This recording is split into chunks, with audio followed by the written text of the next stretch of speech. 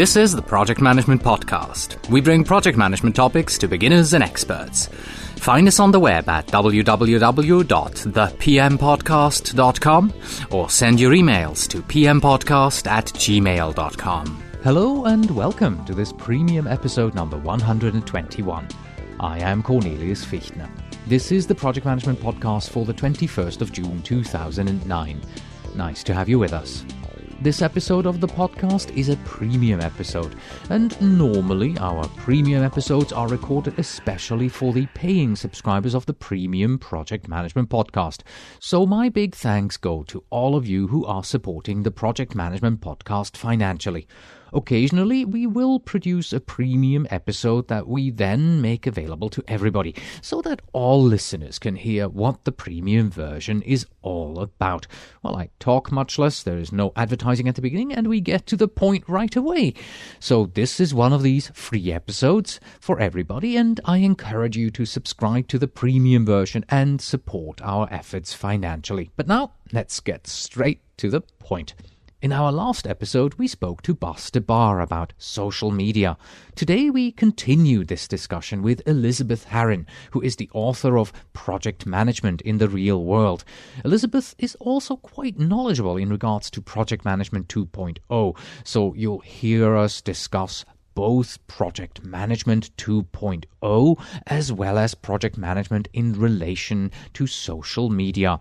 The interview was done over Skype, and unfortunately Elizabeth fades out about 3 to 4 times during the interview for a second or so. My apologies for that. I guess we need a better, faster internet to avoid these kind of things. If only I knew where to find a project manager who could take on such a monumental task. Enjoy the interview. Hello, Elizabeth, and welcome back to the program. Hello, Cornelius. We want to continue the discussion that I had in the last episode with Bas de Bar, where we talked mainly about social media and how project managers can use this. And we've kind of put it under the heading of Web 2.0, social media, and project management. This is kind of our focus going to be. So my first question to you, therefore, should project managers use social media on their projects? Quite a simple question, but probably difficult to answer. What do you say? Well, I think there is quite an easy answer, because I think the answer is yes, if it's appropriate to the team that you're working in. Because if you try to introduce a new way of working to a team that has an awful lot of change going on already, then you might not get anything out of it. And if it's not helpful to the way you run your project, then why would you do it in the first place? But if you understand a bit about how social media works and you think it could speed up the way that you do things or help you work with virtual teams, then why not try it? Okay, then. How does it work? How can you speed up things, and how should people use it on their projects? Let's take a look at these 3 things. Well, I think the most important thing for me is that if the team is using it, you find, my personal view is that as a profession, project managers are a bit behind the times when it comes to taking these things on board in a work-related context. And what I'm seeing is that other departments, or sort of my key stakeholders and project customers, are much more switched on to this kind of thing than the project management community.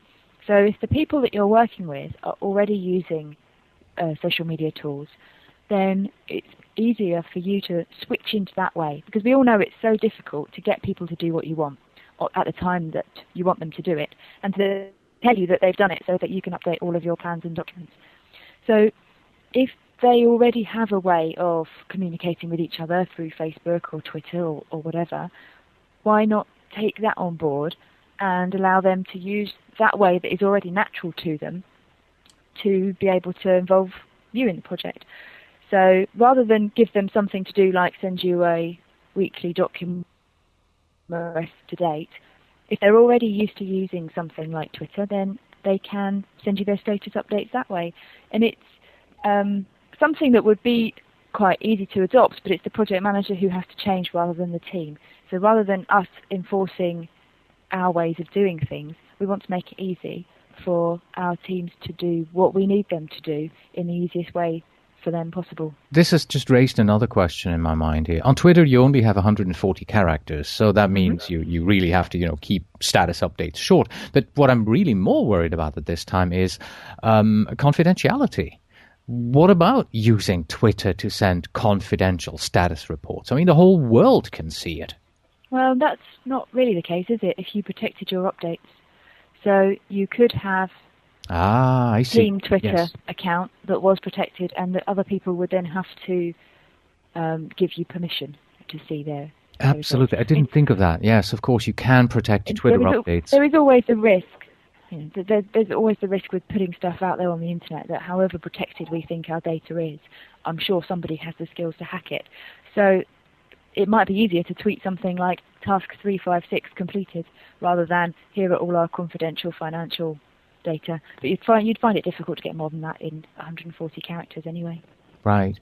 Okay. But you do have to take into account that kind of confidentiality requirement to make sure that you're not exposing your company to anything that you shouldn't be. And in a way, I think that's probably why take-up of these social media tools has been so slow for business-related use. So we've got Twitter as a possible way of doing it. Any other suggestions, recommendations, how people can use social media to speed up work on their projects? Yes, things like wikis could be used. So using the model of something like Wikipedia, but to have project knowledge stored. Problems with project teams, or not a problem, but a habitual recurring thing that happens with project teams is that we stop working on something and move off and go and work on something else. And if you've got a project that lasts a long time that's going to have a turnover of team members, then it's useful to be able to capture their knowledge somewhere, and a wiki is a good way to do that. And then it also gives you a knowledge base to hand over to the operational team at the end of the day when you move off, rather than it's almost like keeping all of your project documents up to date virtually, but it's more than just the documents, it's all the useful things that you pick up along the way about how this works with that and that doesn't work and you tried this and this is the outcome. Interesting that you say wiki, because I just decided about a week ago that I was going to implement a wiki here for all the people who help me work on my project, my assistants and all that. So I'm planning on doing that. I haven't started yet. So at some point, I'm definitely going to get some feedback out on the podcast to people and let them know how things are going for our wiki here for our small 3 to 4 people team. Excellent. All right. Well, let's move on to the things that you've done in regards to social media and project management 2.0 and those kind of things. You gave 2 presentations. One was at the BPUG, whatever that stands for, and the other one was for the APM. I guess that's the Association for Project Management, right? Right, yes. Yeah, what were the topics that you presented there? Well, firstly, I'll just say BPUG is BUPUG, which is the best user group. So that's the equivalent sort of group for Prince2. Okay. And the 2 presentations were looking at various facets of aligning project management to how businesses work today through using things like web technologies and what you called earlier Project Management 2.0, kind of Web 2.0 in a project management flavor. And what I was really talking about was the business technology, the economic situations that we face today. It's not the same as when our tools were designed. So even though Prince2 and the PMBOK have been through new versions, we're still using Gantt charts and methods that were designed to cope with large-scale engineering projects back when project management began. And in terms of the way that we actually do things, not much has actually changed. I'm still using the same stakeholder matrix and risk charts that I used 10 years ago when I first went through my training courses, and yet our stakeholders have changed. So, for example, I do my weekly reporting, or I do my stakeholder reports for the project board in Excel. But I know that all my people who attend the project board are very mobile. In fact, they travel internationally, and they can't read an Excel file on their BlackBerry. So that's something I need to address this year. Really, is the fact that our stakeholders have different requirements now to they did when I was first writing stakeholder reports back in the day. Back in the day? You mean like, 2.5 years ago, right? before BlackBerry took over the world. Yes. I can echo that sentiment in regards to us still using the old tools. I was this week, Monday and Tuesday, I was at the the Portfolio Management Summit by Gartner here in Garden Grove, near where I live. And I happened to bring this up with one of the Gartner analysts who was at the symposium. Of course, his name escapes me at this moment. Well, it doesn't matter.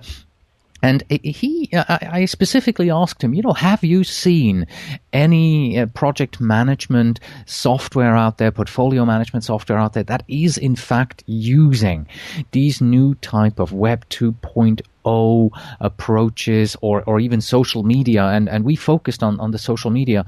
And what he said is not really.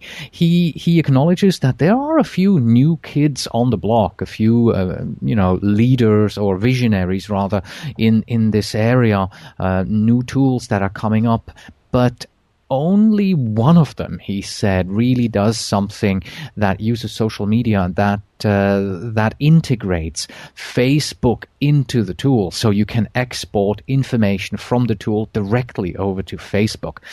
What he said is that he doesn't yet quite see how it could work with integrating social media into the project management tools that we have today.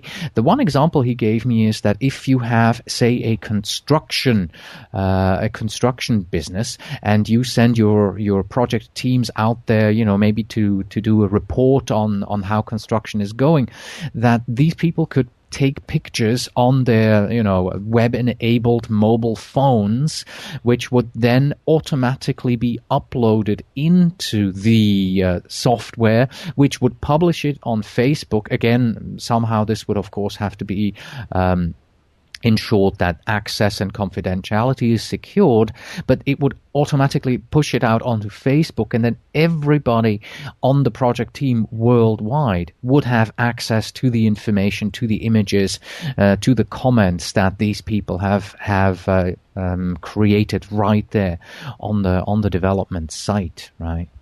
So that's one of these things that we talked about there. So not much happening at this point, at least from what the Gartner analyst told me in regards to what these big name tools are doing in regards to integrating social media. Yeah.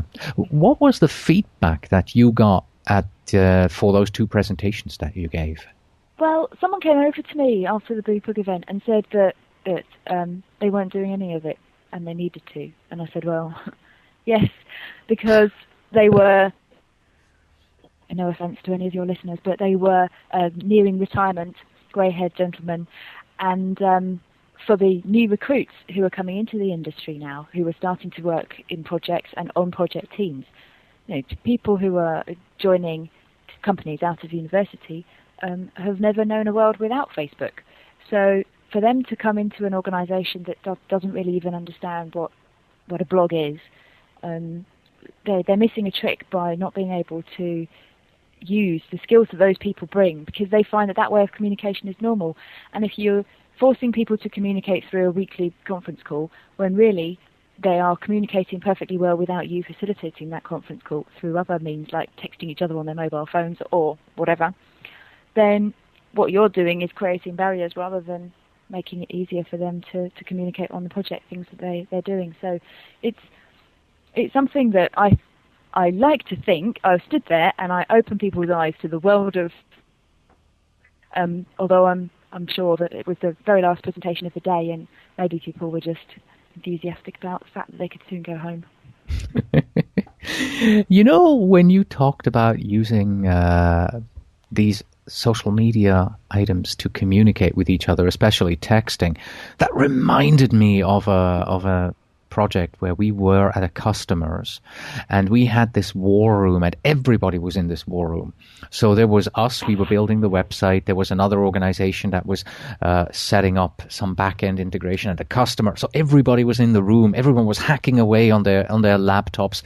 And suddenly, up comes a little blop at the bottom right of my screen, my developer who's sitting on the other side of the table, right, facing me, is sending me an instant message going, oh my God, it isn't working. We have to redevelop this whole thing from scratch. Our new beta software is not working as expected. So the three people that we were there in the room with each other, we couldn't, openly discuss this, of course, in front of the customer and the other vendors that were there. So we just texted to each other at this point and figured out a solution on how we were going to move forward with resolving the issues that we had. So that's a little bit of a trick that you may want to use from the war front, on how to use social media in a situation like this. Yeah. Really funny. I still chuckle when I remember what we had to do there. Yeah. Did you have any new insights since you gave those presentations? Anything that you thought of and said, hey, I should have put this into the presentations, or just something that came up? Well, I think Twitter has taken off in a big way since then. Maybe it's because I've been using it for longer now, but I do feel that in the last 6 weeks, 8 weeks, we've seen more project managers and more project management discussion on Twitter. And Liquid Planner are starting to integrate Twitter-like features into their software. So my original view of doing that was, we already have something like Twitter or other tools that have the same function. Why would I want to use the Twitter functionality that has been built into a project management tool like Liquid Planner? But actually, I think the confidentiality reason is the rationale behind that, because if you're worried about people being able to see all of your comments and project status updates, but you like the idea of that kind of communication tool, something that has its own flavour of Twitter, if you like. It's not called that, but that's what I'm calling it. It's Liquid Planner with a instant messaging function or something like that. But it's the tool is a Gantt chart producing tool that does status updates and all that kind of thing. And what they've added is this conversation functionality. And by building it into the tool itself, you overcome those confidence. So while I'm not sure it's going to take off in a big way, because it's adding another way of communicating to people rather than the ways that they already choose to communicate, it's something that I think at least people are starting to consider and starting to build in. Mm-hmm, mm-hmm. I just quickly went online to Twitter, and I was searching for the project managers on Twitter hashtag. So if you go to search.twitter.com and you just put in hash PMOT and you search for that, in the last 2 hours there have been 10 posts that contain this hashtag. So that means that 8 different people here have tweeted about project management items, and one of them is actually about you, or in regards to you. They say that good content, and so this person recommends you because you have good content, obviously on your website. Okay. And another one says, we produce just-in-time response to market needs. That does not mean we can operate without planning. Taichi Ono. Let's see, Taichi Ono, he is the creator of... I'm out on a limb here. Something I to do with Agile? This. Something to do with Agile? No, Taichi Ono is the creator of another... Let's go to Wikipedia. This is why the internet's so great. Exactly. Wikipedia. I know this because I do teach Taichi Ono. I do teach that in my prepcast for PMP preparation. He created one of the tools. The production system. Exactly. Lean manufacturing. There we go. Yes, exactly. He's part of that whole generation of quality gurus that help us manage our quality. All right. Okay, so much in regards to Twitter and project managers on Twitter. Let's move over to something that you told me about, because I thought that was a very interesting statement.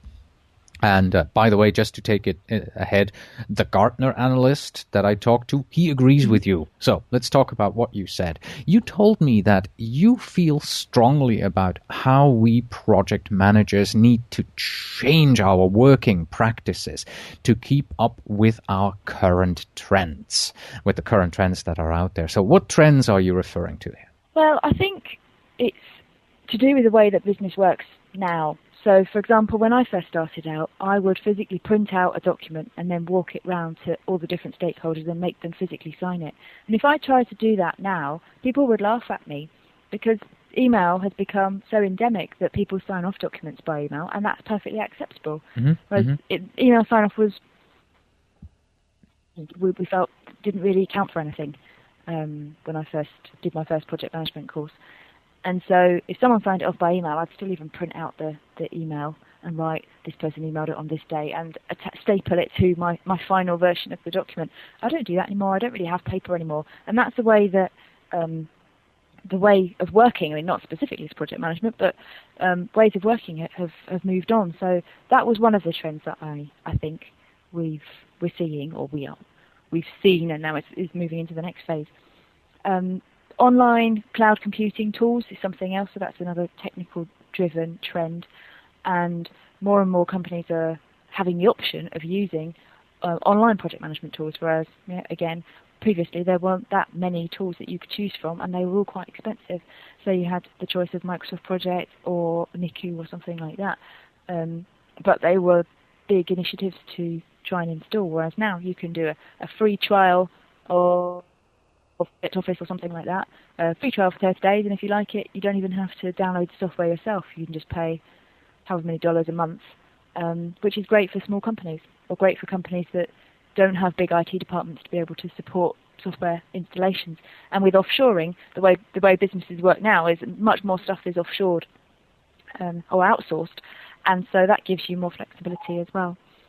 And I think changes in the way that we network, and we used to have the way that we used to have teams, people have always worked internationally, and people have always worked in different offices, and we've always coped. But the way that we communicate with those people now is different. Time zones are not quite such a problem, and we've got more tools to enable us to work with people who aren't located in the same area that we are. And I think the workforce in general has become more flexible, and there's more emphasis on flexible working, on home working, on saving overheads by video conferencing instead of physically flying to somewhere, or using web conferencing as well. So the ways in which we work with people, I think, are different now to they were 10, 15 years ago. Mm-hmm. You also mentioned to me that you feel that the basic technical project management skills, like creating a Gantt chart, etc., that this becomes more and more a commodity that everybody knows how to do. Can you explain a little bit more about that? I think it's a real danger for professional project managers, if I can use that term, because with the tools online that are available now, things like Project Turf or something like Liquid Planner, it's so easy to create a Gantt chart. You really don't need any skills. And you just type in your dates or type in your tasks, and everything's done for you. And people can even, it will even email people and say, you're supposed to have done this. Have you done it yet? And Concept Office, for example, and they'll be able to, which will automatically update the Gantt chart. And you have to ask yourself, well, what does a project manager do? I mean, why would you need a project manager if you could have any admin or any manager, any person, being able to just use very basic skills, basic understanding of these things have to happen in this order, type it in, and then the rest of it all happens behind the scenes. So, I mean, I don't want to undervalue what project managers bring to the table, because as one, I feel that we're very valuable, and it's an essential skill that businesses need to have.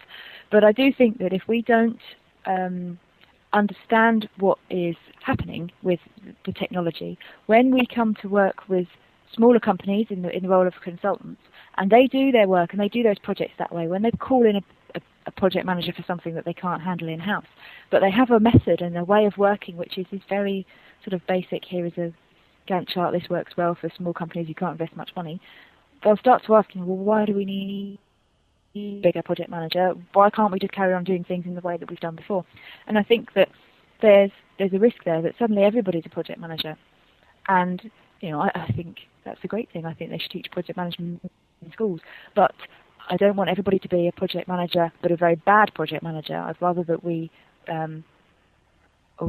carried on working with people in a way that inspired and showed that project managers with capital P and capital M bring more to the table than just typing in tasks into an online tool. So what should the capital P project managers do then? Everybody, obviously, who's listening to this interview, what should they do in order to avoid suddenly being made redundant by, the kids coming out of school and using these tools online and, I can create a Gantt chart and I can manage this project. It's easy. The tool does it all for me. Well, I think it's about staying alert and finding out what other people are using. If people are using particular tools, then you understand what they are and you understand what additional value you can bring with all the knowledge that you have in your head about risk management, change management, configuration management, all of the way that people work together, all that kind of stuff, which is obviously much more than just typing in a list of tasks. And if people around you are using words like Twitter and blog and podcast and wiki and you don't know what that is, then you should find out. And if it's appropriate to use those tools in your working environment, then you should use them. But I think, Cornelius, your audience who's listening to this is much more computer literate than many project managers out there. So all people listening to this, no doubt, have a big head start. Yes, I agree. Although sometimes when I get questions for support in regards to listening to the podcast, I wonder how they even found me. Yeah. You never know. So, in other words, if I interpret you correctly, right? Yes, creating Gantt charts, creating the basic skills that you need to have on a project is going to be a commodity because the software is going to get so much better. The tools are going to be so much more supportive. But as a project manager, you can stay on top. You can continue to be a valued resource in your company if you expand your reach, if you go beyond just being the administrator of a project and not just think that, my job is to maintain a Gantt chart and update the budget and making sure that people input the time that they worked today on this project. But my job, on the other hand, is to lead the team, to keep the team together and really focus on those areas that a piece of software cannot really take away, like communication, stakeholder management, and all these things, right? Absolutely. There's been an interesting discussion in my blog comments at the moment about communication. My view is that you can provide tools that help with communication, but that you can't communicate for people. And technology, however good the technology gets, it's never going to take away the fact that projects are all about people. And if people don't want to change, or they don't want to use the new thing, or they don't want to work with you, then however good your technology is, you will not overcome that. And those are the skills that a project manager can bring to facilitate across a matrix organisation where they might not necessarily have the power to say to somebody, you will do it this way. But they can really understand people and the risks that people bring and make sure that those can be smoothed over. Excellent. This has been a fabulous discussion. Appreciate it. Thank you for your time. Thank you very much. And that was our interview with Elizabeth Harrin on Project Management 2.0 and social media in project management. That's it for today. Thank you very much for listening. As always, you can find us on the web at thepmpodcast.com. And if you are a project manager who wants to become a PMP, then the easiest way to do so is with our sister podcast, the Project Management Prepcast, and study for the exam by watching over 38 hours of video training from pmprepcast.com. If you are already a PMP, then stop by at pmlectures.com. Here we go beyond just delivering PDUs. We give you exclusive training from the brightest minds in project management today. Please send your emails to pmpodcast@gmail.com. And yes, please tell me where in the world you are writing from. And finally, we have this. Too few people on a project can actually solve the problems, and too many create more problems than they could ever solve. Until next time.